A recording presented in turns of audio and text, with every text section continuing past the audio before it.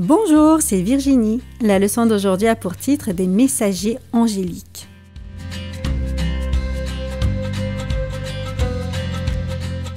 Le verset à mémoriser se trouve dans Luc 2, verset 10. Soyez sans crainte, car je vous annonce la bonne nouvelle d'une grande joie qui sera pour tout le peuple. Sais-tu pourquoi beaucoup de gens célèbrent Noël? Comment imagines-tu la naissance de Jésus? Le ciel entier était dans la joie.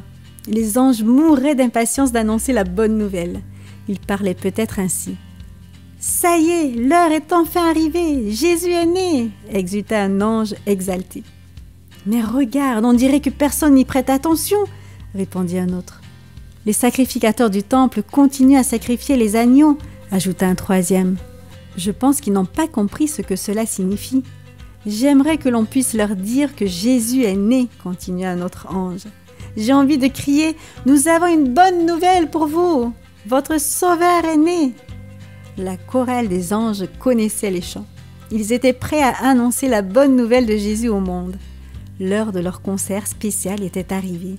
Ce soir, ils chanteraient et le monde entier se souviendrait de cette date pour les années à venir.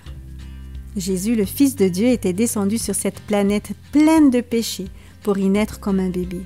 Il voulait l'annoncer au monde. Les anges observaient les gens sur la terre. Ils voyaient les sacrificateurs dans le temple. Ces hommes étaient censés être au courant de la naissance du Sauveur. Les prophètes l'avaient annoncé pendant des années. Mais ceux qui avaient étudié les prophéties ne pensaient même pas à cette naissance. L'événement le plus important de l'histoire du monde avait eu lieu et seulement quelques rares personnes n'y restaient pas indifférentes. Non, ceux du temple ne se souvenaient pas ou ils ne s'en souciaient tout simplement pas. Seules quelques personnes vivant près de Bethléem s'y intéressaient. À ce moment-là, quelques bergers rassemblés sur une colline étudiaient les prophéties. Ils faisaient partie des rares qui savaient que la venue du Seigneur était imminente.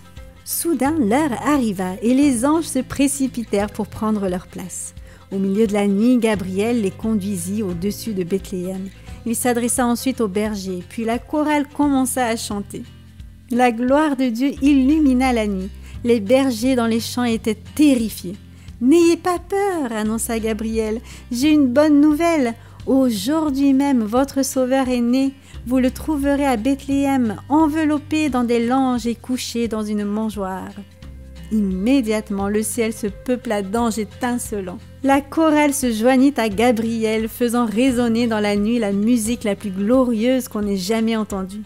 Gloire à notre Dieu, la paix est descendue sur terre. Dieu a envoyé son cadeau le plus précieux à l'humanité. Ils continuèrent à chanter en retournant vers les cieux.